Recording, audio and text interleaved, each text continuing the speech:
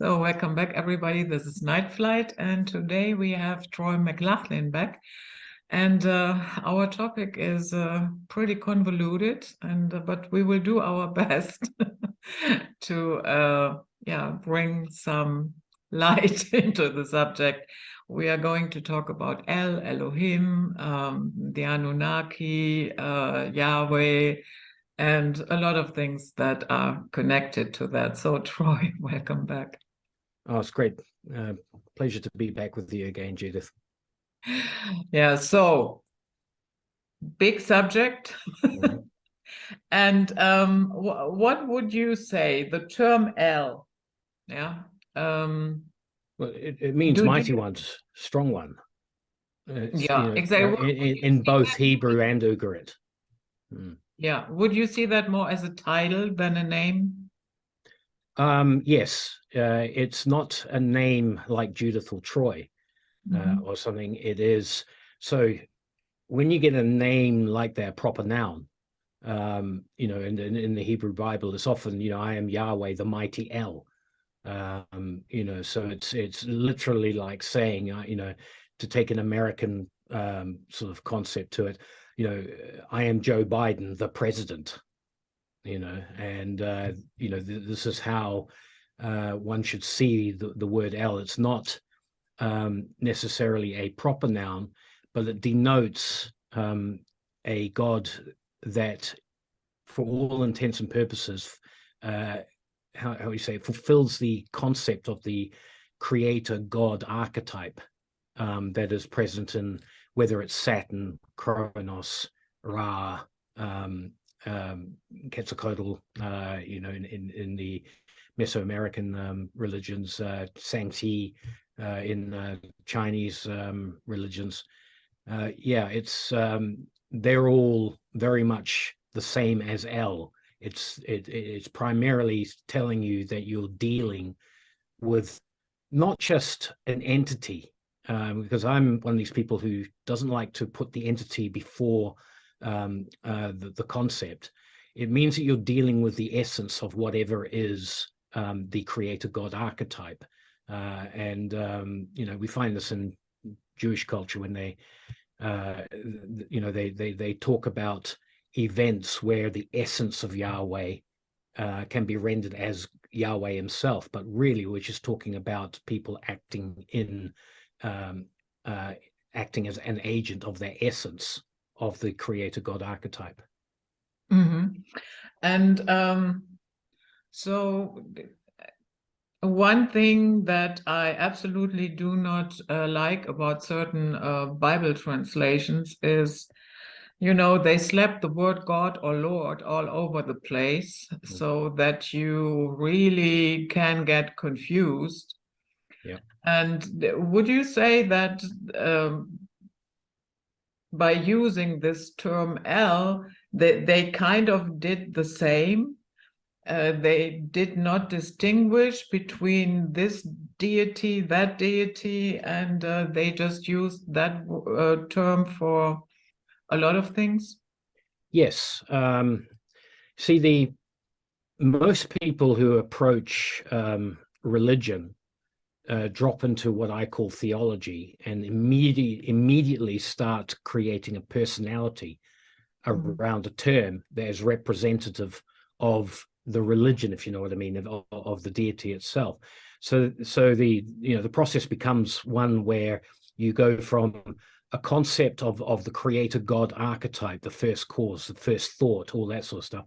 They create a personality, and eventually that personality is anthropomorphized into human form. And from there on in, you're stuck with this idea of God as an entity rather than God as an essence of the creator God archetype, that which creates the universe, the world, humankind, and so on like that. It's in the biblical sense, it just went crazy with the King James Bible, which is, quite often became, in the Protestant world, it's the go-to translation for many of the subsequent biblical translations of many European languages. That's in terms of the Protestant world. The Catholic world had its Douay version and so on like that, which was mostly translated out of the Septuagint and so on. And so what you have is you have a lot of very troubling verses throughout the Bible where it becomes very difficult to understand what the Bible means when it says it's talking about the Lord God, about gods in plural. There's a classic, I got lined up verse from the Bible relating to Moses and his conflict with the Egyptian Pharaoh over the Israelites' slavery at that time. And basically, the God that reveals to himself to Moses as Yahweh goes on to say, then the Lord, meaning Yahweh, from that term, said to Moses, see, I make you as a God to Pharaoh, and your brother Aaron shall be your prophet. Now, that again, we've got that word God with the base L, but it's Elohim and such, and it just simply means, that Moses had not become a divine being. As a result of that many people might see that because of the way the word God is bandied around. He has become an agent of the intent of Yahweh. And so, basically, the Hebrew text, it does not include the word as in this verse as it's written in the King James and other Bibles. It should read as, I make you God to Pharaoh.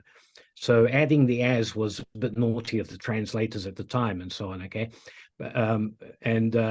It's basically an example of translators doing one of two things, trying to read the intent of the original writer and not translate it, but interpret it as such.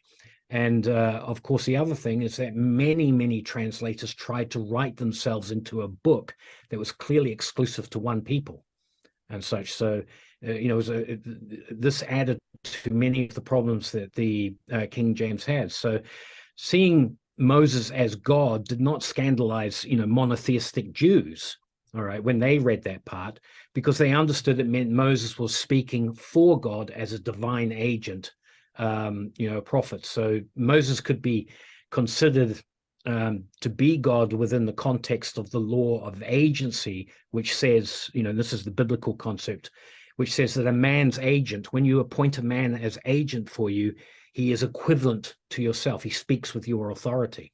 This is a totally normal thing that we have in the world of business, in the world of government, and so on like that. That people get, we often talk about people having the power of attorney for somebody. All right, it's the same principle that is going on here. So there we see a very classic example of the of the wrong translation of the word in terms of context, where Moses should simply have been told, should have simply said, see, I make you as my agent in dealing with Pharaoh. All right, that would be the intent of that particular phrase.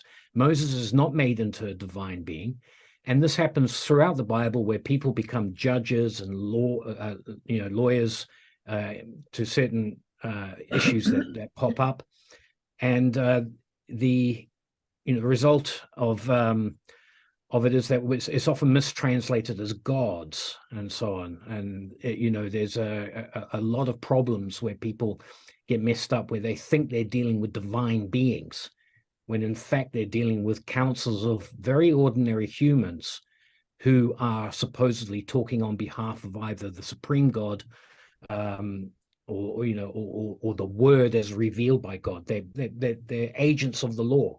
Because going back to your term L is inextricably linked to the idea of the lawgiver. I bang on a lot about this from my book, Saturn Death Cult, that we have to understand Saturn in his original form as bringing the laws that allowed humanity to basically to create a civilization from barbarism.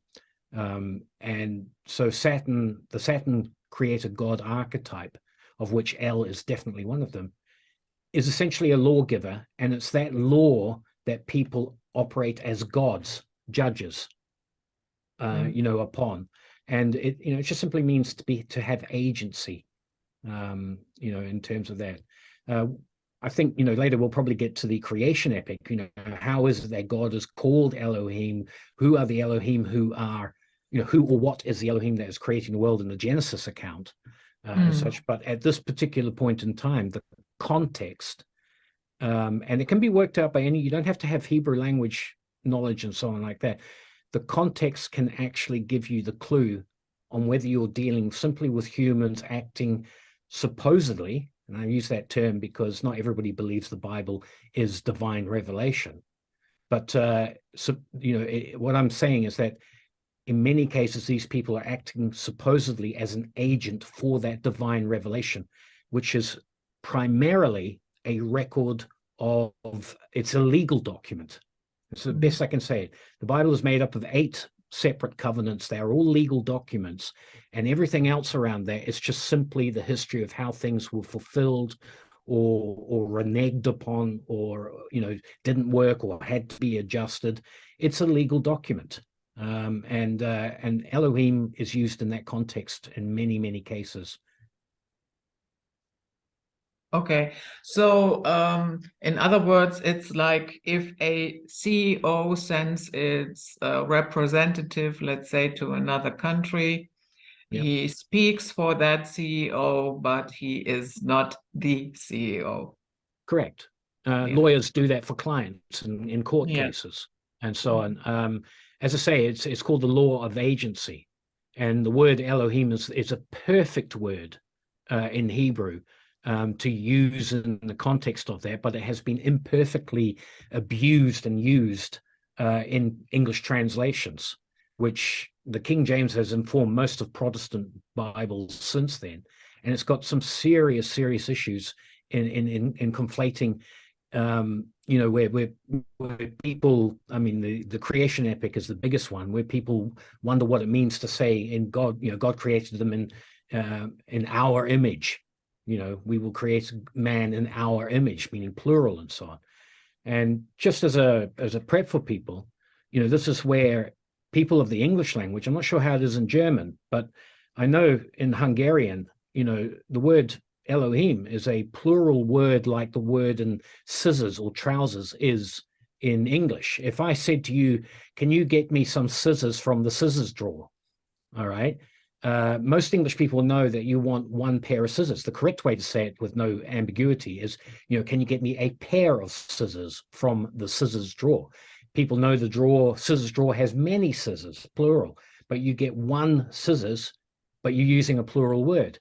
It's like Hungarians struggle when somebody says, his jokes are funny. In the Hungarian language, this makes no sense. They should say his jokes are funnies. Funnies in their language, funnies would be the plural of it. But this is where people get into trouble with the pluralistic idea of what Elohim means, and proceed to often think of Elohim purely as a simple noun and never give it its verb or adjective meaning, which is defined by context. Yeah. So I read a little bit more about El, and in some ancient Ugarit texts, he is described as the head of the pantheon and father of all the other gods, except for Baal. Yeah. But Baal actually incorporates aspects of El into it in the language. Okay. Baal is, I'm going to go back a little bit and put forward a theory that is often discussed in, not Christian circles, but Christian or biblical research circles. All right. And that is that the Ugarit language, which, is the basis of Sumerian, Akkadian, right up to late form Babylonian and so on, and is actually the closest language to Hebrew that you can get. All right. So it's not surprising that the word El turns up in Hebrew, and it's in the way it's used in the Ugarit and so on. But there is a train of thought that says that in the Middle East, that you have a split of two histories taking place, which from the biblical historical point of view is the split between Cain and his parents, where Cain is driven off to east of Eden, as they call it, where he founds an entire group of people and a lineage of people down through the ages, and the other lineage which comes through Seth, which we follow through Noah and Shem, his son, into Abraham, Isaac, Jacob, and ultimately into King David and Jesus Christ. All right, and it is the conflict between these two, because Cain, who was originally exiled as a murderer, was actually the firstborn. There is a strong tendency in the older religions to suggest that he was robbed of his birthright. We see the same thing happening between Jacob and Esau. Esau gets robbed of his birthright and so on. I mean, the word Jacob actually means supplanter. He's going to supplant Esau as the firstborn, even though they were twins. There was always that thing about the first one that came out of the womb at birth was the firstborn. And that happened many times in the Bible, this concept of twins, where a conflict happens as a result of the second twin gaining the birthright status as opposed to the first twin. So Cain goes off, he founds how can I put it, a nation of people ultimately, but a group of families in the land of what they call Nod, and he marries into that lot, and they produce families down through the line, which according to the strain of thought are the people who would later on make up the Sumerian, Akkadian, Babylonian peoples that we hear of in the Bible, and also have plenty of evidence for in terms of the archaeological record. Arguably a much greater physical presence on earth than the Israelite line, and I say the Israelite line as in those who would come from Seth. So this struggle for legitimacy in the eyes of the Creator God is what's very much the background to why the Ugarit has this concept of El, Baal, and these religions, and why the biblical strain of going from Seth it's ultimately revealed that their opposing God is Yahweh, in terms of who they follow, and that there is as much a clash in the concept of which one is the legitimate creator God, as there was a clash between Cain and Abel, and ultimately Cain's progeny and the progeny of Adam and Eve's son Seth down through the lines, the various racial lines. So you have this very convoluted background as to who is really gaining the favor of the supreme creator God. One lineage says we are, and the other lineage says no, we are. And one lineage brings you to Baal as a supreme creator God archetype in their religion, and the other one brings you to Yahweh, and so on. Now, what I will throw in, a lot of people will find difficult to accept, is that in both cases, Baal, or the El, Yahweh, or the El, Baal, sit in what's called a pantheon, and this is known as the Council of Heaven, or the Council of God, the Great Council. Isn't that in Psalms 80 or 82 somewhere? Sure. Yeah. And everybody immediately jumps to the polytheistic idea that the council in heaven has to be divine being, or in the case of people like Zachariah Sitchin, it has to be aliens to the planet who have a superior connection, technological or even blood type, to the creator God archetype. I would posit that because the word Anunnaki in its actual dictionary definition that we now know means highborn, and so that the Anunnaki are no different to the sons of God, who would be gods in that Elohim term, that concept. They would be agents of God, meaning that they would judge according to the revealed law of the supreme creator God archetype. What I'm saying is that the council of God that sits in heaven is none other than a human council of high-born elitists who claim authority because of that position where they are receiving the word of God and disseminating that through judgments to the rest of humanity, because that's what Anunnaki means. It is not what Alexander Sitchin claims that it means they come from heaven, from heaven they came, or from heaven born or something. It just simply means that these are people who have a claim to a higher status than other humans, because they are the agents by which God's word is disseminated on the planet. So that's my understanding for myself, that the Anunnaki are gods in the Elohim sense, in the same way that the sons of gods and the children of Israel would ultimately become that nation of people who have that special relationship with God, to act as judges of the word of God and how it is disseminated and applied to the world that God created. Interesting thought, although I have to say it doesn't gel with me. I think, okay, so Anunnaki is derived from Anu. Okay, all right. And Anu was Anu's another word for Saturn, for Ra, for the supreme creator God archetype. All right.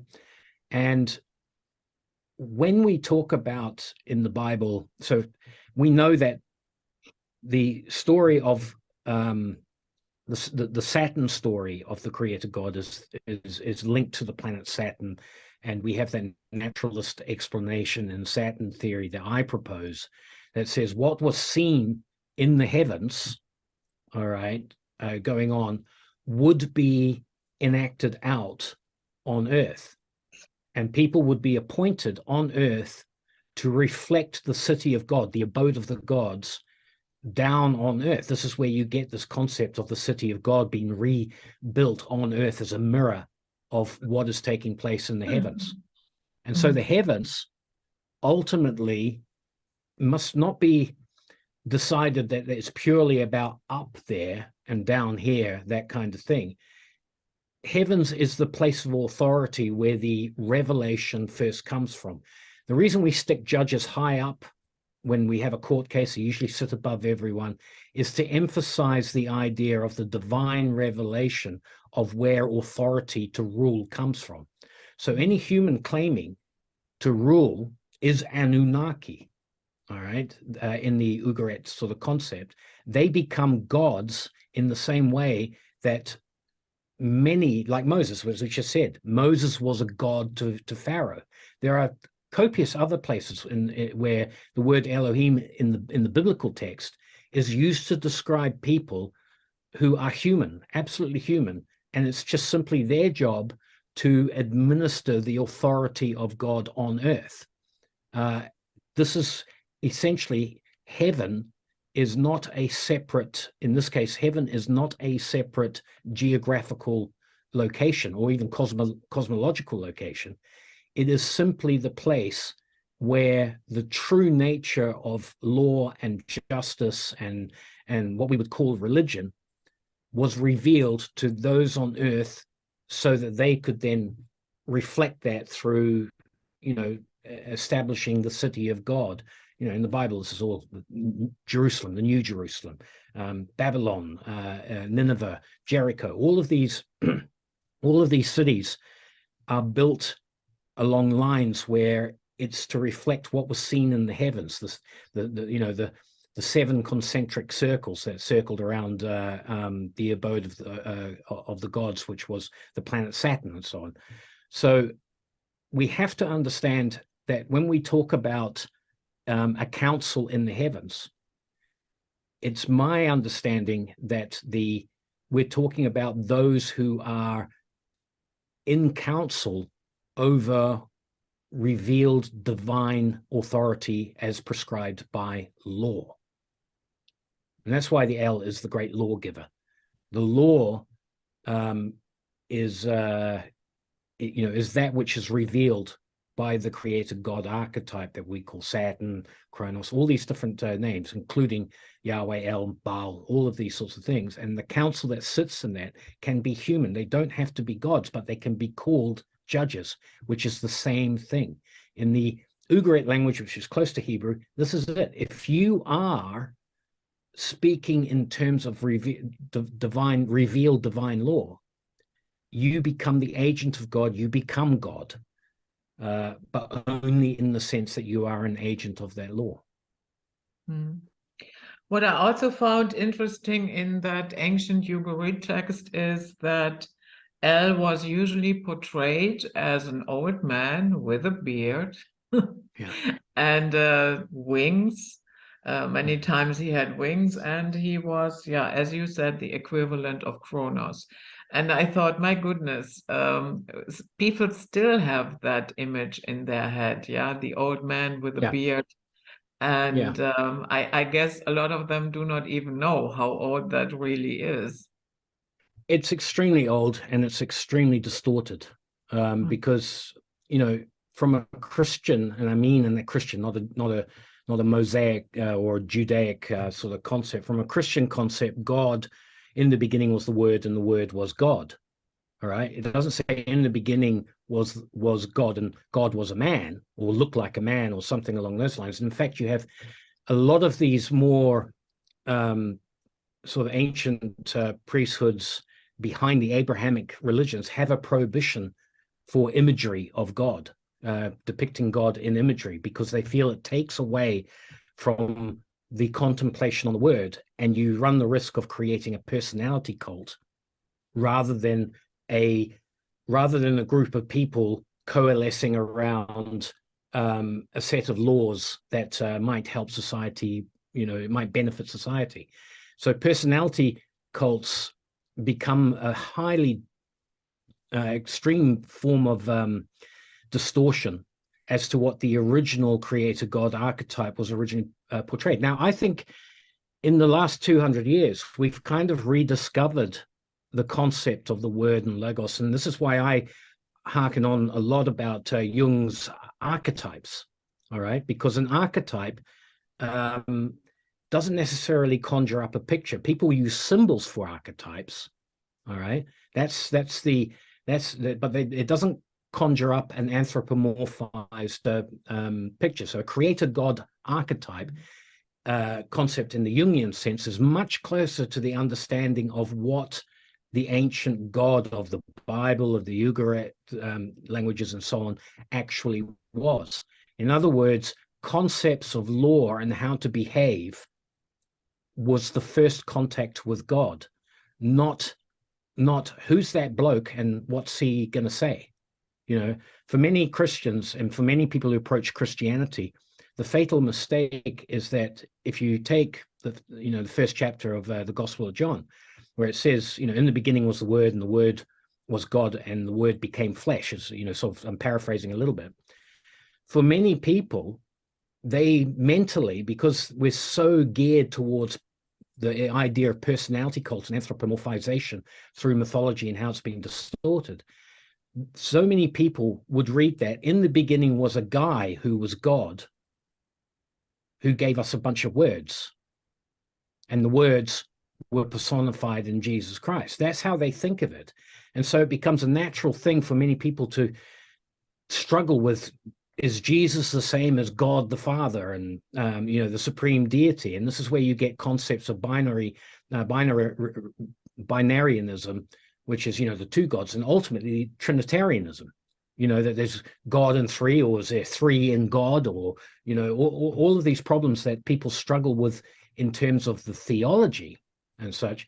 But the initial Christian sense, as espoused in John, is that in the beginning God was the Word, in the beginning was the Word, and the Word was God.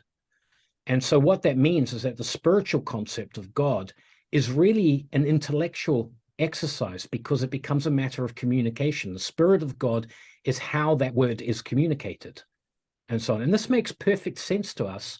And, in terms of, anybody who reads a novel and so on is having a communication of what the author is trying to tell the story through the medium of writing and through the medium of language communication.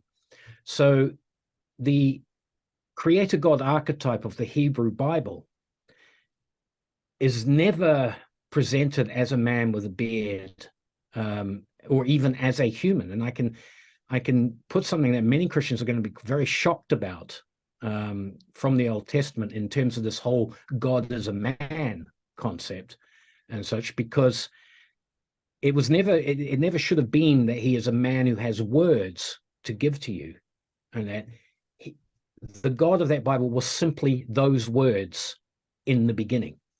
And this can, this brings us into the idea, why was the word Elohim used for the God of the creation story in the biblical account and such, where you get in the beginning God created the heavens and the earth, and the earth was void and without form.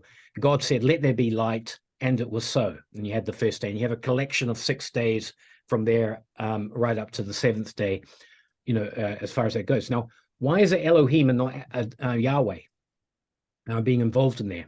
The reason, again, comes down to the idea that actually the Bible is a legal document, and the creation epic is also a set of legal events that take place, in the sense that the commandment must be enacted upon and then judged upon. You see, that's what Elohim do. They judge upon somebody's actions. Okay, so God had to be Elohim because he says, let there be light, and there was light, and then he makes a judgment, and it was good. You probably see that, on quite a few of the days through that it's ended, and the Lord and God saw it and saw that it was good. So he's acting as a judge over his own creation, all right, that is stipulated by a commandment that has no personification or anything like that. It is simply a declaration that let there be light, and then the light is created, and then it is judged to be good. And this is why Elohim is used at that point in time in terms of language, because judgments are being made on the creative efforts of God. God becomes his own judge at that point. What if we, in the book of John, in the beginning was the Word? Yeah. What happens if we substitute the word word with frequency? I got no problem with that, because thought is frequency. Thought is electrical frequency. And, it's at its early stages in my own sort of research. But if you look at the universe, false color images that all these telescopes send back to us, and being an electric universe advocate, the whole of the universe as we see it is absolutely the filamentary nature, the electrical filamentary nature of the universe is there for anybody to see. It's all these incredible colors that NASA puts out in what's called false color images.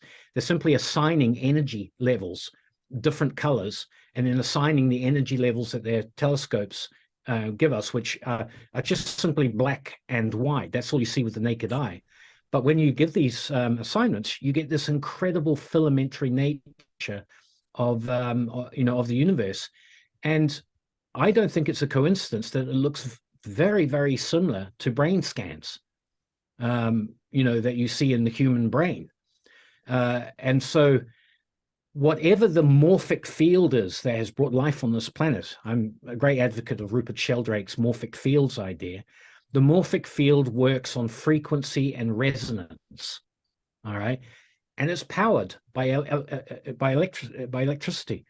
I'm struggling at the moment to find time to finish a book where I'm trying to show the electrical nature of what happened with the burning bush with Moses and so on, and how you've got electrical events that take place all throughout the Bible that are, are just sort of panned off as sort of bright lights, and some people even call them UFOs and stuff like that. But the effect is that the first encounter with the Hebrew God of the Bible is without a doubt an electrical encounter, which incorporates frequencies. It was frequencies that would have articulated words into sounds that could be heard audibly. Basically, as a preview to anybody who wonders what I'm talking about, the famous and much derided burning bush sequence, where Moses first hears the word of God, happens in a volcanic setting, and we know that there's tremendous electrical activity around volcanoes, and we also know that a phenomenon called St. Elmo's fire takes place whenever you get, wood. It happens on ships at sea and so on, where they crackle and burn with this blue light that does no harm or anything. But Moses sees a bush burning, and he describes it as, it's described in terms of lapis lazuli, the stone, which has that blue yellow fleck thing that you see in that kind of frequency of St. Elmo's fire electrical happening and such. And essentially, the debate on where these words came from, who was behind it, I'll leave for something else. But I believe that the burning bush was nothing more than a plasma speaker. Anybody who wants to look for plasma speakers, you can see them operating on YouTube, where they put electrical power into objects, and then they put frequencies into it, and it articulates sound. You can play music, you can play words across it. It's not a cone speaker like where most of us are familiar with, and so on. But the burning bush acts as a plasma speaker, and is therefore coming from a place that is able to manipulate, as you talk about, frequency. Mm-hmm. Mm-hmm. So you talked about the birthright. I have just one question, because that always puzzled me. Why not, I get it. Yeah, you are the firstborn, you are next in line, blah, blah, blah, blah, blah. But why not wait until they grow up and make a decision who is best suited to be the leader or to do the job? You know what I mean? Sure. Well, in terms of the biblical narrative, the idea is that, God, Alpha and Omega, he knows who's going to grow up. All right, that's an assumption made in biblical terms, who's going to grow up to be the better person, so to speak. Mm. And this is, again, when it comes to modern Christianity, God is love. There can be no evil in God. All right. No, God hated Esau, the twin of Jacob, the twin who supposedly was the firstborn and able to take on the birthright. But we see many situations. In fact, I can't think of a single biblical situation where the guy who is eligible as firstborn actually takes, the prize. Okay, Cain loses it to Seth, who's definitely not even his twin. Cain's killed his twin, and Seth gets the gets birthright from there on in. Later on, we find that Isaac, who was born after Ishmael to Abraham, it's Isaac who gets the nod from the biblical perspective rather than Ishmael. The whole of Islam is based on the idea that Ishmael was the one who should have gotten the birthright from Abraham. But it goes to Isaac according to biblical texts. All right, it shouldn't have been the case in terms of, but it seems to happen that way. Then you go right into Isaac's kids, Jacob and Esau.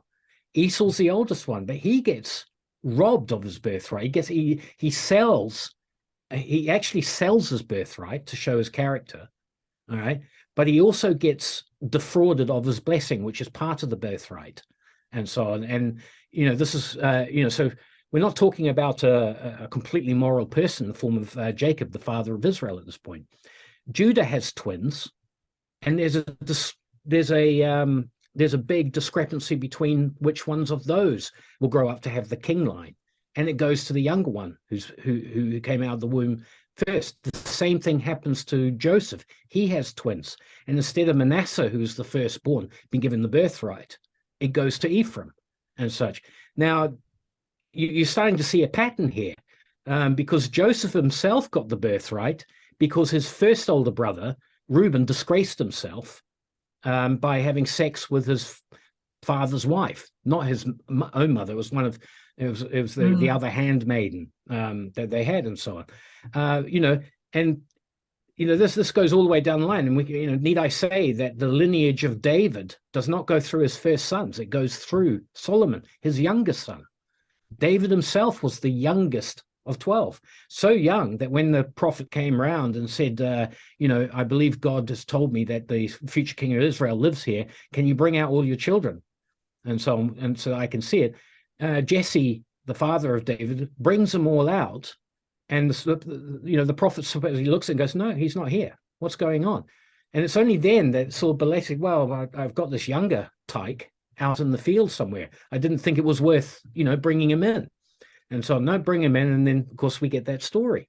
So the reality of the biblical narrative in terms of its legalistic documents and who gets what and birthrights and all that kind of stuff is actually a story of people who, in the way that you're talking about, who grew up and, showed themselves either worthy or unworthy of taking it.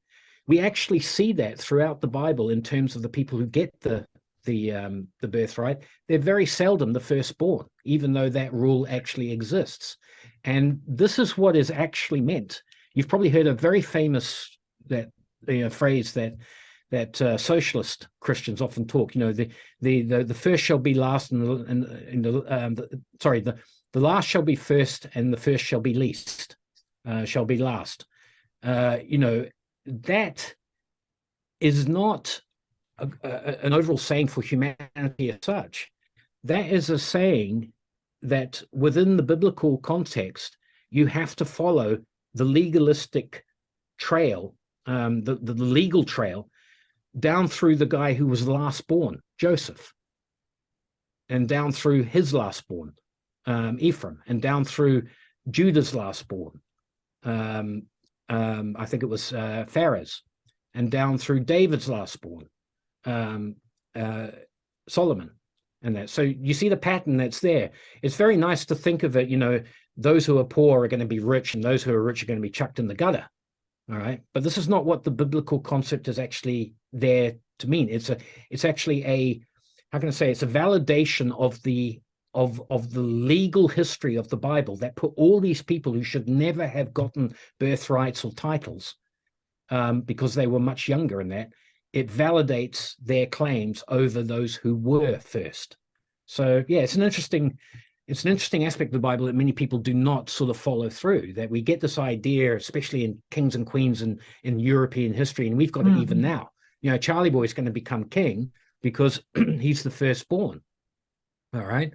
And yet there's nothing like that in the Bible in terms of the legal justified descent. It is so often, and I mean, really so very often, the younger ones who come through as opposed to the older ones. Yeah. So now when we proceed to the term Elohim, you already talked a little bit about that. There's always this debate. There is this one group that says Elohim is a plural. And then you have the group that says, yes, it is a plural, but it is the royal plural. Yeah. Right. And so, yeah, I with the royal plural argument, I have a tad bit of a problem, but simply because the entire concept of royalty is total nonsense to me. But right. So the confusion, where do you see that? Well, it's confusion that shouldn't be there. because they will harken. Basically, it's this we making us and so on. It's Genesis 1:26 and verse. So Genesis chapter 1, verse 26, and in verse 28.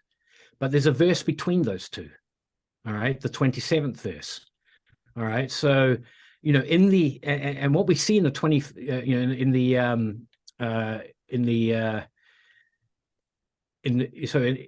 what we see in the 27th verse is a qualification on what Elohim, and what I was saying, how it's agency as in plural, it's multiple activities that is going on there. All right, in terms of Elohim being used almost in a verb or even an adjective way, which the translators have failed to see, because in the 27th verse, after he says, let us create God, let us create man in our own image. All right. And then it says, and in the image of God, he created them, male and female, he created them. Okay.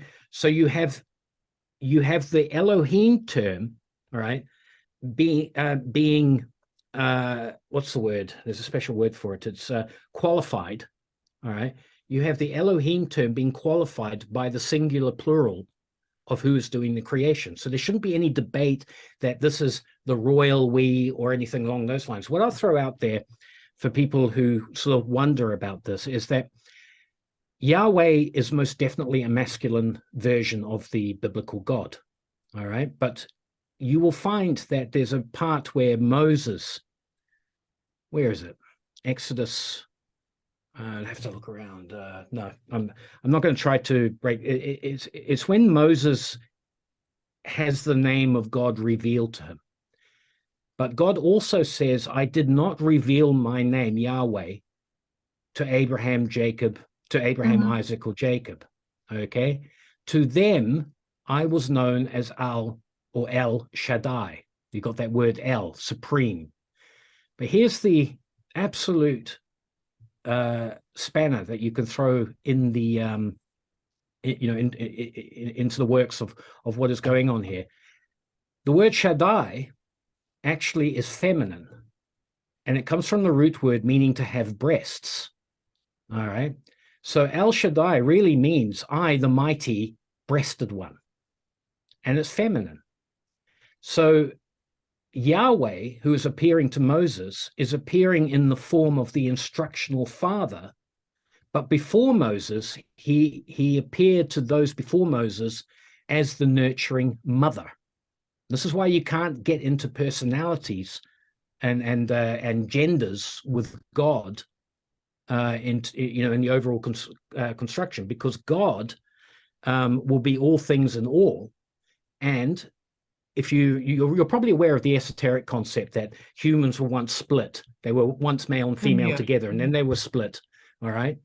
This is, I believe, what is being looked at, is being hinted at, that the God that formed Adam, even though it's written as Yahweh, was never revealed to Adam as Yahweh. It was never revealed to Noah as Yahweh or Seth or all these people. It was right up until the days of Moses that the name Yahweh came. And why did that come? Because Moses was going to give the instructional law.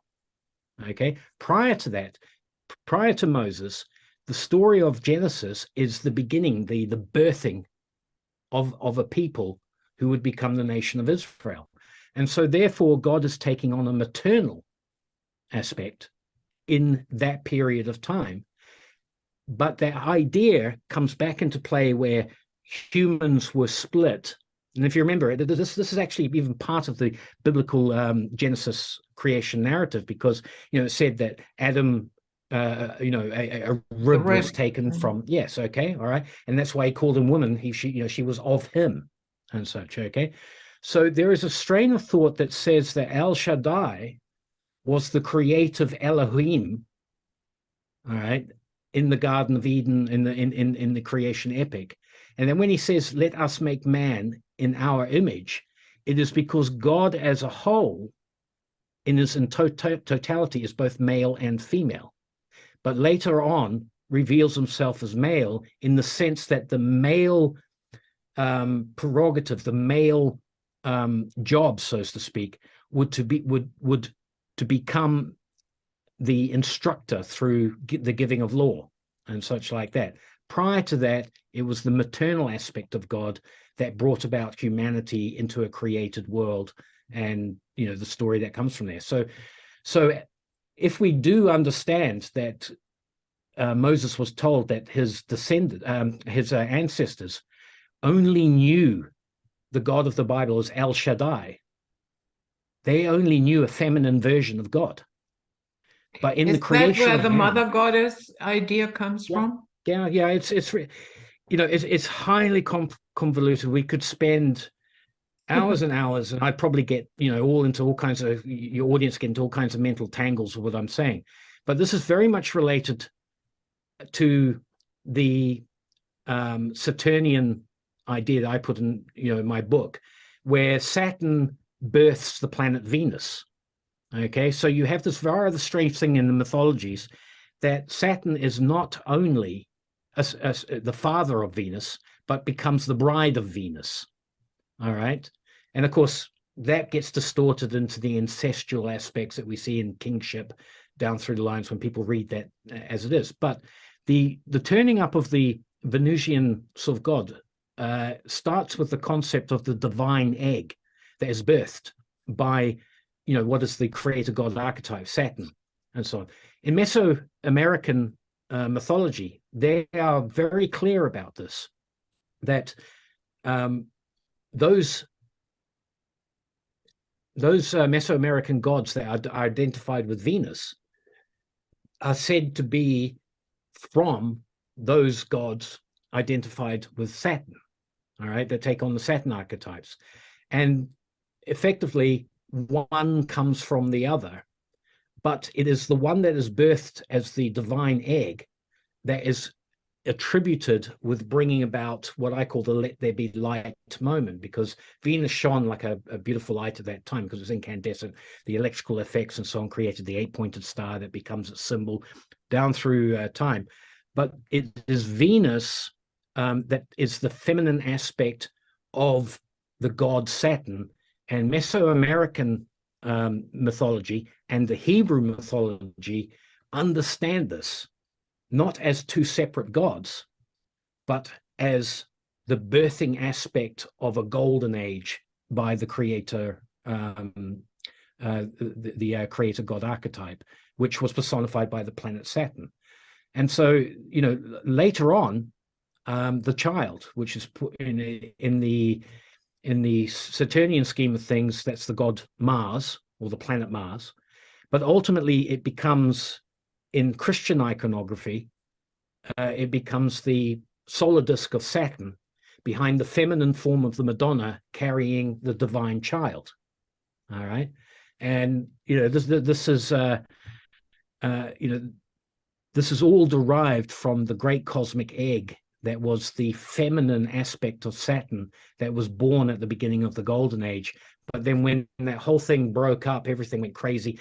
The Venusian part of the god became a comet that threatened Earth's destruction. Saturn became an old sick man who gets overthrown by his long ago hidden son Zeus, or Jupiter, and so on. And you have all of that interplanetary play out going on that definitely influences biblical, Ugarit, all these mythologies and such. But what I'm saying here is that from a biblical perspective, if you look closely into that aspect of what was happening with Moses and so on, there is an admission that the feminine aspect, which is directly tied into Isis, Astarte, Venus, Aphrodite, these aspects of the god, is there in the word El Shaddai. That was the great birthing of the world from the cosmic egg, so to speak, from a biblical perspective. And now God was asserting the role of the father figure, or the male half of the God. So all I'm simply saying is that when it says, "Let us make man in our own image," all right,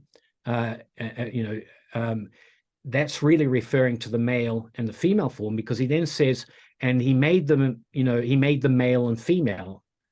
And those original human beings from that creation thing were then told to go and procreate. It's one of the reasons why I don't believe that the characters Adam and Eve were those ones created and such. And, there's plenty of evidence to show that there's lots of humans running around in the Garden of Eden, including the one that the Christians think of as a serpent, at that time. But yeah, that's one way to look at El Shaddai as opposed to Yahweh. It is the male, female, how people talk about, that guy needs to get in touch with his feminine side, or that woman, all this sort of stuff in there, okay? This is all the old esoteric stuff that comes into it, but that's your biblical version of it. Yeah, it makes sense to me simply because I always had a bit of a problem with this strict father figure, it's just the male aspect. When we are talking about creation in general, not the biblical creation, you need both polarities. You need male and female. Yeah. And it's why the biblical line follows the female line. Yeah. All right. The biblical story follows the female line. So, from Abraham, it's really through Sarah. It's not because we were talking about firstborn and so on. Isaac was Sarah's firstborn. So you follow the female line down, through these things, Bathsheba with Solomon, even Mary, with the Christ figure and such like that. And it's a much neglected aspect of understanding biblical concepts, because we have created a male personality to represent in our minds what God is. So I have seen an image, but actually it is from a church. Don't ask me where it is, I have forgotten it. But there you have this depiction of, allegedly Mary. I don't think that it is Mary. I think it is more like the Queen of Heaven. But nevertheless, in that particular case, she is not holding a baby, the Jesus baby. She's actually holding a son. Yeah. Again, can you remember if this was a Catholic church or a Protestant church? Or even an Orthodox I would church? say it was a Catholic church. It was a Catholic church? Yeah. I might actually guess it was more likely Orthodox, because the Orthodox side of Christianity has never had a problem with understanding, what people call God the Father, God the Son, God the Holy Ghost, all that sort of stuff. They never had a problem understanding the role of Mary in relation to that. However, iconography in churches is without a doubt based on Babylonian iconography. And so you are, wherever you are seeing, as far as I'm concerned, wherever you are seeing iconography of Mary, whether as Mother of God or Mother of the Son, S-U-N, and such like that, these are derived from images out of Babylon. They really shouldn't be there from a Christian perspective, but symbolism is one of the most effective and efficient ways to get people to understand what you're talking about. Why? As I say in my book, it triggers archetypes that have been burnt into our corporate psyche throughout the human species and have come down through the age. We respond to archetypes, particular archetypes like the doomsday archetype, like the mother goddess archetype, and especially the biggest one of all, the father god, creator god archetype that we have down. These things at a subconscious level terrify us into conformity with whoever is brandishing these particular symbols around. So Christian iconography is really just very pretty renditions of symbolism that is there all over the ancient buildings of Mesopotamia, of Egypt, of Mexico and Central America, and many other sort of cultures as well have you can make that connection. But that's that's what I see, and so it's what I argue about, that Christianity is a religion, but the churches are theology, and the church infrastructure, its theology is about as far away from biblical word concepts as you can get. And that's largely because of the Dark Ages, when symbolism was much more, people couldn't read and so on. They made sure that people couldn't read too much so that they could manipulate people, through these symbols and through the idea that they spoke, going back to the Elohim, that they spoke as Elohim, as judges on people, and how they acted. And as I say, Martin Luther, with his initial response, and it's an ongoing process that gets distorted constantly and so on. But when you look at the legal aspect, when you consider the Bible as a legal document, all right, about a relationship between one entity and another entity of humans, a particular family, and so on, and you understand that the laws in that book govern all of the actions that are taken in response to those agreements and how they're fulfilled or not fulfilled. When you see all that, the concept of the ecclesiastical church as we know it, and it fails miserably as a representative of that, that collection of texts. So my opinion. Oh, yeah, sure.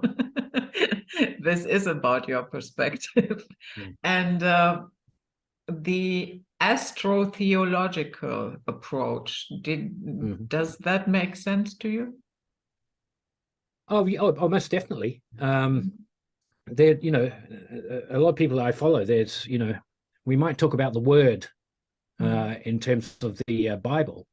There's there's a part where Abraham is, querying whether or not he is going to be the father of a great many of nations. And he's told, look at the stars, so shall your, descendants be. And everybody jumps to the conclusion, there's millions of stars up there, so they're all going to be millions and millions of people. I would say, in fact, that this was a direct reference to the already existing concept of astro-theology, astrology, that kind of thing, where there was a story that was mapped out in how the stars were named by people in ancient antiquity, I believe during what we would call the Golden Age, long before Moses, long before even Noah, and such, that that once the cosmos was revealed on that let there be light moment, and people could see the stars, that it was used as a communication device for what was considered to be a future passage of history, go through. Now, so people will call this the Bible and the stars, and they will say it's prophetic in the sense that it names who is what.